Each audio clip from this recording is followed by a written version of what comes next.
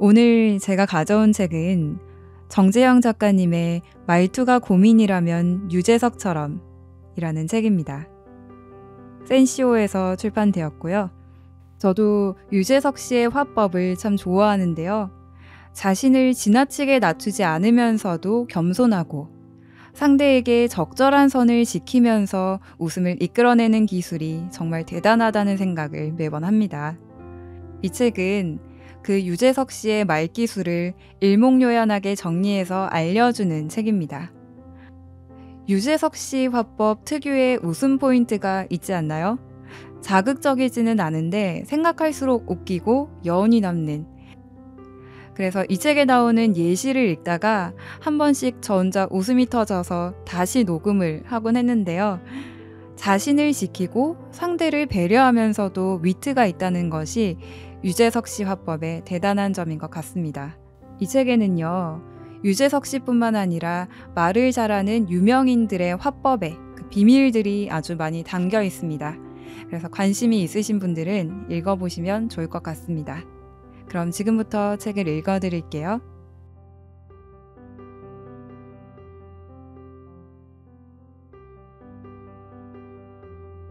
설득하지 않아야 설득할 수 있다.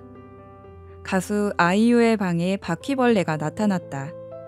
유튜브 아이유TV에서 그녀가 직접 밝힌 이야기다. 바퀴벌레는 유달리 컸다. 벌레 공포증이 전혀 없다는 아이유마저 깜짝 놀랄 정도였다. 아이유는 급한 일이 있어서 바퀴벌레를 두고 집을 나서야 했다. 큰 문제가 아닐 수 없었다. 바퀴벌레가 어디 숨어버려도 안 되지만 몰래 알을 낳아 번식을 시도하면 더 큰 재앙이다. 절대 그냥 둬서는 안 된다. 아이유는 다급히 남동생에게 전화해서 바퀴벌레를 퇴치해달라고 부탁했고 남동생은 한달음에 달려와 신속히 처리해 주었다. 바퀴벌레를 죽이려고 몸을 움직여야 하는 상황은 누구라도 탐탁지 않을 것이다. 그런데 아이유는 바퀴벌레를 죽일 수 있도록 남동생을 설득했다. 강요한 것도 아니고 강제로 시킨 것은 더더욱 아니다. 남동생이 동의하여 행동하도록 유도했으니 설득이다. 인간의 커뮤니케이션 중 상당 부분은 설득을 위한 것이다. 타인을 나의 뜻대로 움직이게 만드는 게 설득인데 의식하건 아니건 우리는 하루 종일 서로 설득하면서 지낸다. 반찬이 짜다는 투정도, 소개팅 시켜달라는 부탁도, 시간을 아껴야 한다는 조언도 모두 설득이다. 바퀴벌레를 죽여달라고 동생에게 부탁해 그의 마음을 움직이는 것도 물론 설득이다. 설득력이 높은 사람은 가정과 직장 생활이 평화롭다. 반대로 설득 기술이 부족하면 허구한 날 갈등을 키운다. 설득 기술은 인간적인 삶의 필수 기술이다. 그런데도 이 기술을 배울 기회는 많지 않다. 안타까운 현실이지만 그래도 TV 스타들에게서 힌트를 얻을 수 있다. 아주 쉬운 일이라고 유혹하기. 처리할 일이 쉽고 간단하다고 말하면 상대를 설득하기 수월하다. 아이유는 남동생에게 바퀴벌레를 방에 가둬두었다고 했고 최종 위치도 정확히 알려주었다. 그러니 남동생 입장에서는 일이 쉽게 느껴졌을 것이다. 집안을 다 뒤질 필요 없이 방 하나만 살펴보면 되니까 말이다. 회사에서 직원에게 힘든 일을 시킬 때도 아이유처럼 말하면 된다. 이 일만 하면 된다고 강조하는 것이다.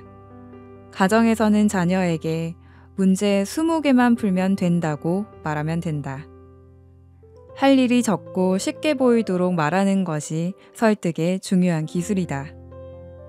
일의 소활성을 강조해도 설득력이 높아지지만 힘든 일이 곧 끝난다는 약속도 감언이설로 좋다. 무한도전에서였다.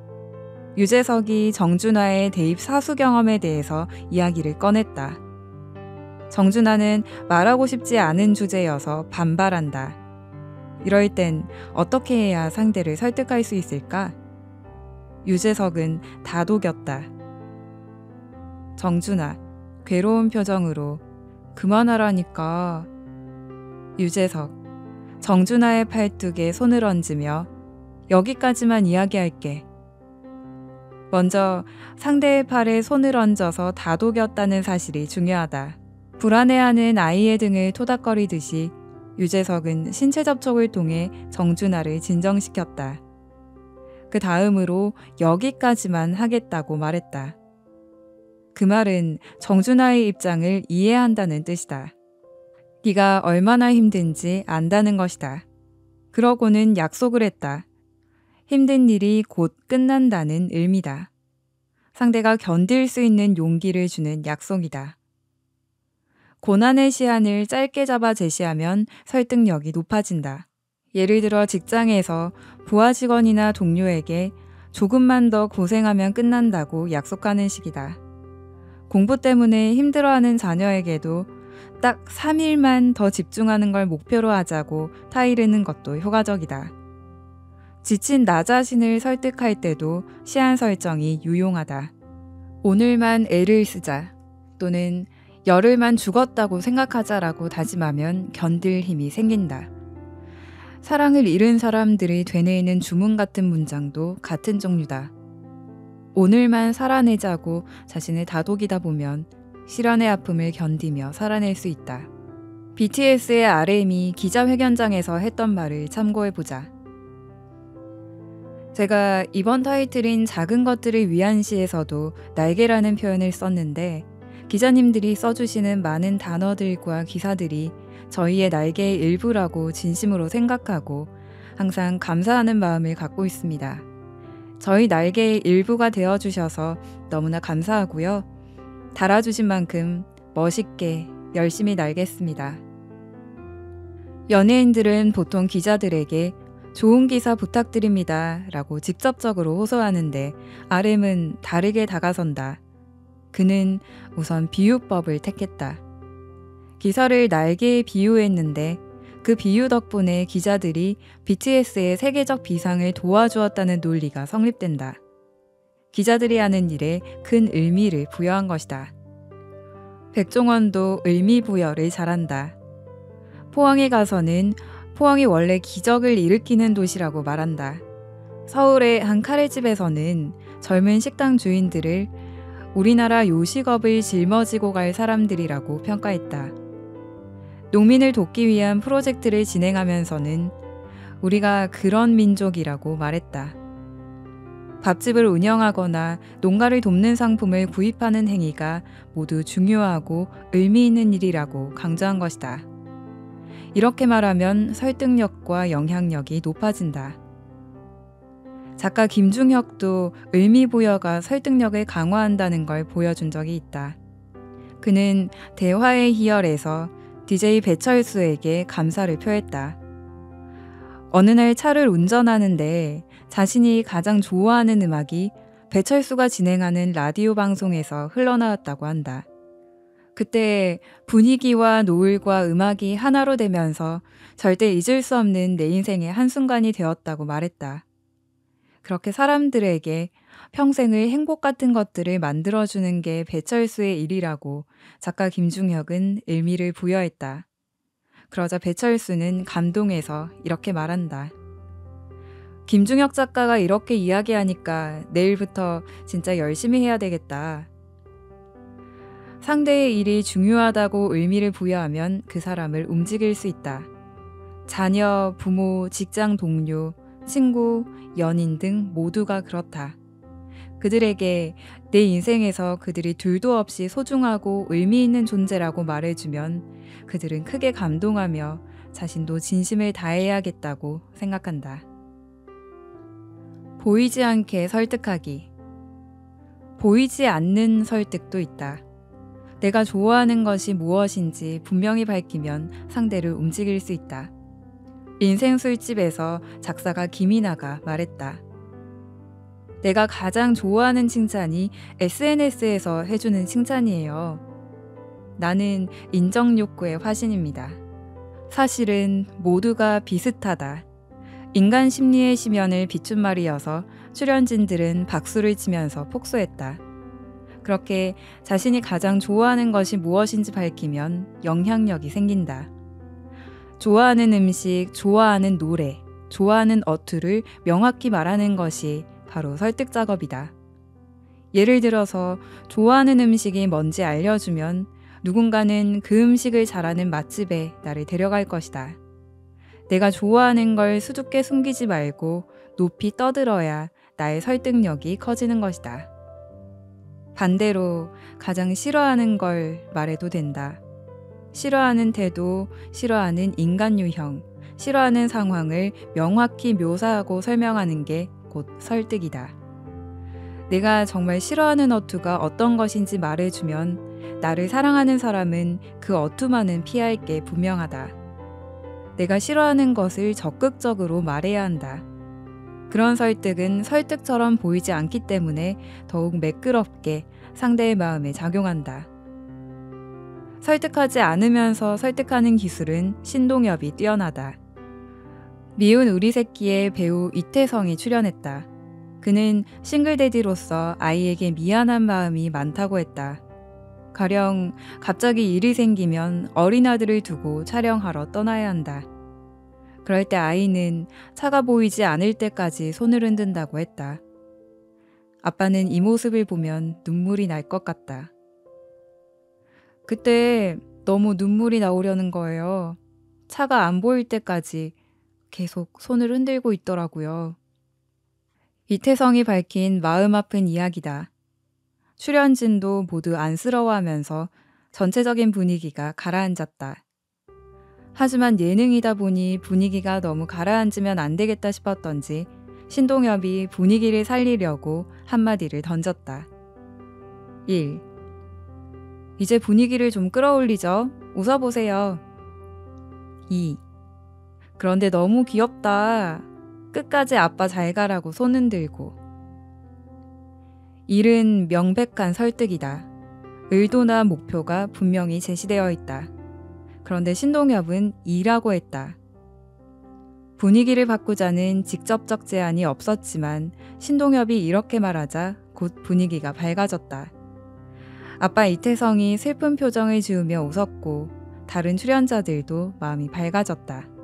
신동엽은 웃어보세요 라고 말하지 않고도 웃도록 설득해냈다. 그러면 무엇이 설득력을 낳았을까? 그가 웃으며 손을 흔드는 연기를 했고 아이가 귀엽다고 밝게 말했던 게 주요했다. 설득 없이 사람들을 움직인 그의 말솜씨가 놀랍다. 설득처럼 보이지 않는 설득이 효과가 더 높다. 요즘 즐거운 일 있니? 라는 질문이 그렇다. 기분을 풀고 기쁜 생각을 해보라는 제안이자 설득이다. 너는 웃으면 참 멋있어. 같은 평가도 설득이다. 더 많이 웃어보라고 이끄는 말이다. 나는 너의 칭찬이 무척 좋아도 칭찬을 더 해달라는 설득이 된다. 이렇게 보이지 않는 설득은 가슴 속에 스며들기 때문에 따뜻한 영향력을 발휘한다. 깊은 마음 공유하기. 나의 깊은 속마음을 이야기하는 것도 효과가 높은 설득 방법이다. 마음을 공개하는 건 나를 이해해달라는 요청이자 부탁이다. 가수 아이유의 경우가 돋보인다. 유튜브 아이유의 집콕 시그널에서 그녀는 공개한 적이 없다는 한 가지 고백을 했다. 팬미팅이나 팬사인회를 다녀오면 그날 밤은 유독 잠을 못 잤어요.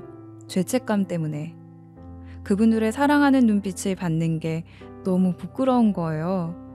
내가 죄를 짓고 있는 것 같은, 내가 정말 팬들이 사랑하는 그 사람일까? 팬들을 속이고 있는지도 모른다는 죄의식이 20대 초반 아이유를 괴롭혔다고 한다.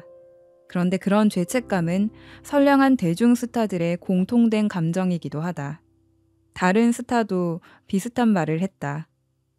유퀴즈 온 더 블럭에 출연한 BTS 지민은 세계적 스타로 급성장하고 관심과 사랑을 받으면서 오히려 죄스러웠다고 고백했다. 팬은 무섭다는 이야기를 많이 했던 것 같아요. 우리는 대단한 사람들이 아닌데 업적이 생기고 하니까 부담되고 죄스럽고. 아이유와 지민의 고백은 힘이 세다. 부끄럽고 죄스러워서 마음이 흔들렸다고 했는데 그 말은 듣는 사람의 마음도 흔들리게 만든다. 그들을 이해하고 위로하고 싶어지는 것이다. 자신의 감정을 드러내고 공유하면 진실된 커뮤니케이션이 가능해진다. 미국의 작가 피터 쿠버는 말했다. 자신에게 진실하다는 것에는 감정을 보여주고 나누는 것도 포함된다. 대다수 위대한 스토리텔러가 동기화한 마음은 내가 느끼는 걸 여러분도 느끼길 원해요이다. 나의 감정을 고백하고 나누면 타인의 마음을 움직일 수 있다. 나를 더 잘 이해하고 더 따뜻하게 응원하도록 이끌 수 있는 것이다. 기쁜 마음을 솔직히 말하는 것은 나를 이해시키는 아주 좋은 방법이다. 상대의 마음을 여는 칭찬과 질문. 심장이 크게 뛰는 칭찬을 하려면 왕과 노예가 똑같이 원하는 게 있다.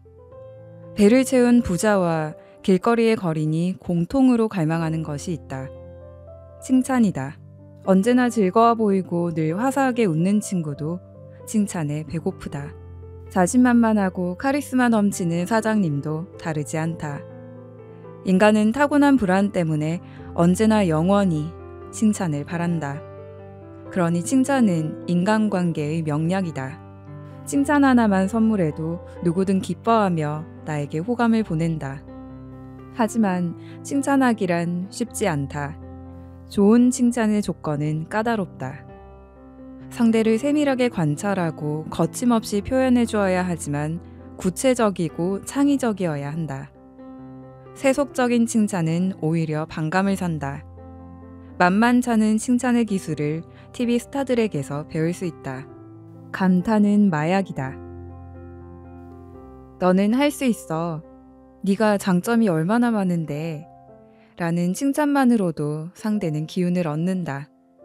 그러나 효과는 미미하고 짧다. 임팩트 있는 칭찬이 아니기 때문이다. 평가가 아니라 감탄이어야 칭찬의 효과가 강해진다. 머리에서 나와 입으로 앵무새처럼 내뱉는 칭찬이 아니라 진정으로 느끼고 진심으로 터져나오는 찬사가 좋은 칭찬이다. 유재석은 그런 칭찬의 달인이다. 일로 만난 사이에서 일을 끝내고 식사 시간이 되었다.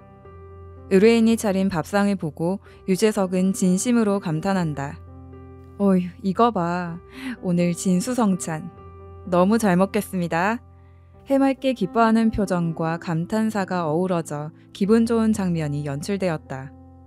혹시 식사 대접이 부족하지 않을까 걱정했을지도 모를 의뢰인은 그의 말에 부담감이 사라지고 행복을 느꼈을 것이다. 그렇게 단숨에 남을 기쁘게 하는 힘이 있으니 유재석이 지금의 자리에 오른 것이다. 유키즈 온 더 블럭에서는 가수 박진영에게 소름 돋게 한다고 칭찬했다. 생생한 비유여서 호소력이 있다. 박진영 본인도 정말 닭살 돋듯이 짜릿했을 것이다. 해피투게더에 출연한 강다니엘에게는 어마어마합니다 라고 말했다. 굉장하다거나 대단하다라고 할 수 있었겠지만 더 강한 표현을 선택했다. 유재석은 온 마음으로 감탄하고 칭찬하는 능력이 있다. 맛있는 녀석들의 출연자들도 감탄 어린 칭찬을 잘한다. 음식 담은 그릇을 상에 내려놓으면 김민경은 어머나 세상에 라고 감탄한다. 어떻게 1년 된 김치가 말도 안 돼 거짓말인 것 같아 라며 행복해한다. 김준현은 보들보들하다 돼지고기 기가 막혀요. 구수해 녹차맛 비슷하게 라고 칭찬을 늘어놓는다. 말의 길이를 늘려서 강조하기도 한다. 그냥 건강해지는 게 아니라 건강해질 것 같다 라는 식이다. 다른 출연자들도 음식을 먹으면서 어우 좋다, 어우 시원하다, 어우 진짜, 오 라며 감탄을 멈추지 않는다. 보는 사람도 그 음식이 맛있을 것 같다. 한번 먹어보고 싶고 그런 요리를 만든 요리사를 만나보고 싶은 마음이 샘솟는다. 요리를 해준 부모님이나 친구 또는 연인을 행복하게 만들고 싶다면 감탄하며 호들갑을 떨면 된다. 선물이 고맙다면 소름 돋았어. 너무 놀랐잖아. 생각지도 못했는데 너무 고마워. 라고 말하면 된다. 하나도 어렵지 않다. 부끄러워하지만 않으면 된다. 온 마음을 다해 감탄하고 감동받아야 진정한 칭찬이다. 놀라고 감동 어린 표정을 지어야 상대방의 마음에 행복이 채워진다. 그런 행복한 경험을 한 그들은 당신을 또다시 만나고 싶을 것이다. 그런 진심을 또 한 번 받고 싶어서 말이다. 감탄이야말로 마약 같은 칭찬이다. 창의성 없는 칭찬은 괴롭다. 좋은 칭찬을 하려면 창의성 또한 필요하다. 세상에 놀래킬 만한 대단한 창의성이 아니라 작고 소박한 창의성이다. 만남의 광장에서 백종원이 새로운 음식을 맛보이고는 출연진들에게 물었다. 어때? 괜찮아? 기대 반, 불안한 반이었을 것이다. 누군가에게 평가받는 순간은 아무리 연륜이 쌓였다 해도 긴장되기는 마찬가지다. 그런데 평소에는 뛰어난 유머 감각을 자랑하는 한 출연자가 그날은 밋밋한 평가를 했다. 아이들 간식으로 좋을 것 같아요. 인상적인가? 너무 평범하다. 아무나 말할 수 있는 클리셰다. 독창적이지 않은 칭찬은 상대에게 쾌감을 줄 수 없다. 반면 개그맨 양세형은 독창적인 칭찬을 했다. 이게 겉에는 바삭바삭하면서 맛있는데 안에 들어가면 촉촉한데 또 안에 들어가니까 사과가 아삭아삭 씹히는 게 아름다워요. 아름다운 간식이야. 양세형의 칭찬은 감각적이고 구체적이다. 바삭바삭, 아삭아삭 등 부사를 많이 써서 그런 느낌을 만들었다. 또한 창의적이다. 겉은 바삭한데 속은 촉촉하다만으로 끝났다면 싱거웠을 것이다. 이미 많이 쓰이는 상투적인 표현이기 때문이다. 그래서 그는 하나를 더 추가했다. 속에 사과가 아삭아삭하다고 덧붙인 것이다. 이 표현이 그의 칭찬을 신선하게 만든다. 대단한 창의성이 필요치 않다. 그렇게 작은 창의성만 더해도 기분 좋은 칭찬이 된다. 상투적인 칭찬만큼이나 세속적인 칭찬도 무기력하다. 세속적인 칭찬을 하면 상대가 싫어한다. 진심 없는 칭찬으로 들리기 때문이다. 유재석이 아주 곤란한 칭찬을 들은 적이 있다. 해피투게더에서 한 출연자가 국민 남편 유재석 씨라고 부른 것이다. 유재석은 난감한 표정으로 제가 국민 남편이에요? 라고 되물었다. 국민 남편이라고 불리기 어색하다는 의미였는데 출연자는 물러서지 않고 이유를 추가한다. 출연자, 국민 남편 유재석 씨. 유재석, 겸연쩍은 표정으로 아, 제가 국민 남편이에요? 출연자, 그럼요, 돈 잘 벌죠. 유재석 어색하게 웃는다. 출연자, 술도 안 먹고. 유재석, 못하는 거고요. 물론 그 출연자는 죄가 없다. 국민 남편이라는 말은 아마 대본에 적혀 있었을 것이다. 그래도 어쨌든 유재석은 그렇게 불리는 걸 달가워하지 않았다. 아마도 모든 남편의 모범이라는 평가가 부담스러웠을 것이다. 술을 안 마시는 게 아니라 못 마신다는 대답은 나는 우월한 게 아니라 다를 뿐이라는 의미다. 그는 아마 경제적으로 자신을 높이 평가하는 게 싫었던 것도 같다. 사실은 누구나 그렇다. 당신은 돈이 많아서 훌륭한 사람이다 라는 칭찬을 듣고 기분 좋은 사람은 거의 없어 보인다.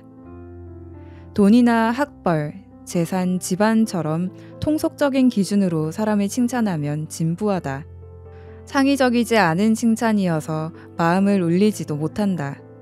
하지만 인성, 지성, 감성을 칭찬하는 것은 효과적이다. 당신은 좋은 사람이고 지혜롭고 감성이 풍부하다고 이야기해주면 누구나 좋아할 수밖에 없다. 너는 돈이 많아서 사람들이 좋아하는 거야 라는 말은 칭찬이 아니다. 하지만 너는 창의적이야. 생각이 유연하고 열려있어. 보기 드문 장점이지. 라고 칭찬한다면 상대는 무척 기뻐할 것이다. 구체적인 칭찬이 자존감을 폭발시킨다. 좋은 칭찬을 하려면 구체적으로 해야 한다. 막연히 칭찬하면 안 된다. 유재석은 이런 칭찬에도 능하다. 놀면 뭐하니에서 개그맨 김승혜가 개인기를 보여주었다. 그런데 춤이 어색하다. 자신도 그걸 아는 표정이었다. 분위기도 가라앉고 본인도 기가 죽을 상황이었는데 유재석이 말했다. 나는 승혜 씨 이런 게 웃겨요. 본인도 어색하면서. 크크크. 어색하게 춤추는 게 오히려 장점이라고 말해주었다. 재미있어요는 추상적이지만 어색하면서 계속 춤을 추는 게 웃겨요는 구체적인 칭찬이다.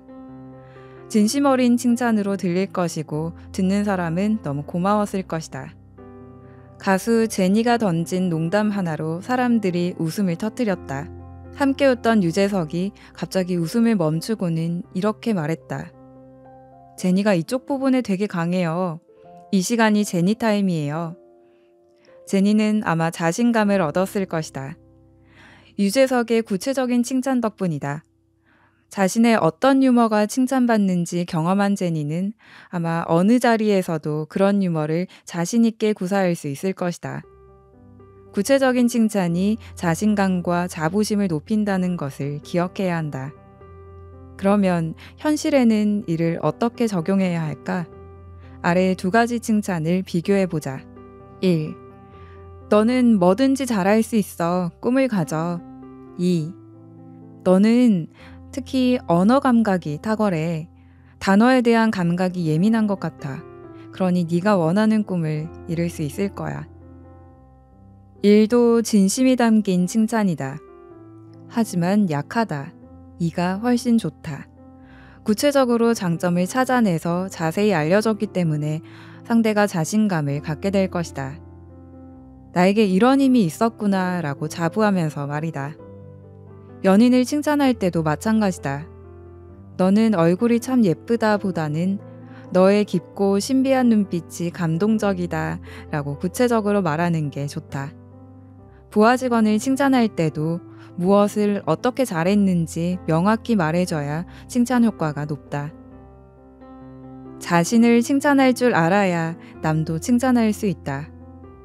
그런데 꼭 필요한 칭찬이 하나 있다. 바로 자기 자신을 향한 칭찬이다. 자존감이 없는데 남에 대해 진심으로 칭찬할 수 있을까? 그렇지 않다. 단단한 자존감이 있어야 상대에게 질투를 느끼지 않고 마음에서 우러난 칭찬을 할 수 있다. 혼자 있을 때 자신을 칭찬해보자. 오늘 수고했고 잘했고 괜찮았다고 말해주는 것이다. 나 자신에게도 구체적이고 창의적으로 칭찬해야 한다. 주눅들지 않고 발표한 게 멋있었고 스트레스가 심했을 때 하늘을 보면서 심호흡한 것도 훌륭했어 라고 말해주면 된다. 홀로 하는 자기 칭찬은 외로움을 덜어주고 자존감에 물을 흠뻑 주는 것이다. 다른 사람 앞에서도 종종 자신을 칭찬해야 한다. 방송인 최하정은 뷰티 노하우를 소개하는 프로그램에 나와서 센스 있게 자부심을 드러냈다. 작게나마 내가 할 얘기가 있을 것 같았어요. 왜냐하면 나는 그 어떤 MC보다도 오래 살았고 오랫동안 그런 뷰티 노하우가 축적되었을 테니까요. 당당하고도 겸손하다. 나이가 많은 것이 장점이라고 주장했으니 당당하다. 동시에 겸손하기도 하다. 나이가 많아서 지식과 경험이 축적되었을 뿐이라고 했으니 말이다. 아울러 작게나마 라는 표현을 써서 또 한 번 자신을 낮췄다. 이처럼 자부심과 겸손함을 동시에 드러내는 자화자찬은 세련되다. 전혀 거북하지 않다. 백종원도 자기 칭찬 능력이 뛰어나다. 어서와 한국은 처음이지에 이탈리아 요리사 파브리가 출연했을 때다. 이탈리아 사람들에게 김치 담그는 법을 알려주는 이벤트를 열 계획이었던 그는 백종원에게 도움을 줄 수 있냐고 물었다. 백종원이 승낙하며 이유를 밝혔다. 내가 왜 해주냐면 이건 예능이지만 한식을 외국에 알리는 거잖아. 되게 중요한 역할을 하는 거야. 파브리가 우리 한국 사람들에게 되게 고마운 존재예요. 끝까지 도와줄게. 백종원의 말에는 두 가지의 의미가 있다. 먼저 파브리의 김치 홍보가 중요하다고 언급했다. 그러니 자연스럽게 그 중요한 일을 돕는 백종원 자신의 역할도 중요해진다. 백종원은 상대를 칭찬함으로써 자신도 칭찬하는 실력을 보인다. 또한 겸손과 자부심을 함께 드러내는 자화자찬 기술도 보였다. 우리나라에서 김치를 잘 담그는 사람은 되게 많아. 잘 담그는 순서라면 나는 요 정도 돼. 그러나 쉽게 담그는 걸로는 내가 거의 위에 있어요. 겸손한 자기 자랑은 형용모순 같지만 불가능한 것은 아니다. 백종원은 자신을 겸손하게 자랑했다. 어떤 면은 부족하지만 다른 면에서는 최고라고 당당히 자부한 것이다. 그렇게 겸손과 자부심을 동시에 표현하는 칭찬 기법을 현실에서도 얼마든지 적용할 수 있다. 취업 인터뷰 현장이라고 가정하자. 소비자 응대를 잘할 수 있겠냐는 질문이 나왔다면 다음 중 어느 쪽이 더 믿음을 줄까? 1. 문제 없어요. 저는 뭐든 자신이 있습니다. 2. 다른 건 몰라도 그건 제가 잘할 수 있습니다. 1은 나는 못하는 게 없다는 뜻이어서 허풍처럼 들리기 쉽다. 2번이 낫다. 자신의 한계를 언급하면서 자신감을 표현하면 상대에게 신뢰감을 줄 수 있다. 백종원처럼 어떤 것은 부족하지만 이것만은 잘한다 라고 말하는 사람이 자기 칭찬의 실력자다. 자기 자신을 칭찬하지 못하면 남을 칭찬하기도 어렵다. 자신을 자주 칭찬하는 사람이 남 칭찬도 잘한다. 자존감이 굳건히 뿌리를 내리고 있어야 타인에 대한 사랑이 넘쳐 상대의 장점과 성과를 있는 그대로 받아들이고 긍정할 수 있다. 틈날 때마다 자기 칭찬을 많이 하자. 자신감이 충만해지고 마음의 여유 공간이 넓어질 것이다. 어떠셨나요? 개인적으로 이 책의 저자분이 유재석 씨와 또 다른 유명인들의 화법에 굉장히 깊은 관심을 가지고 분석하고 그것을 마치 교과서처럼 굉장히 잘 정리를 해두었다는 느낌을 받았어요. 내용도 너무너무 좋았지만 정리가 잘 되어 있다는 점이 왠지 읽으면서 기분이 좋아지는 눈에 쏙쏙 들어오는 듯한 그런 기분이 들었습니다. 그럼 저는 다음에 또 좋은 책으로 찾아뵙겠습니다. 좋은 밤 되세요.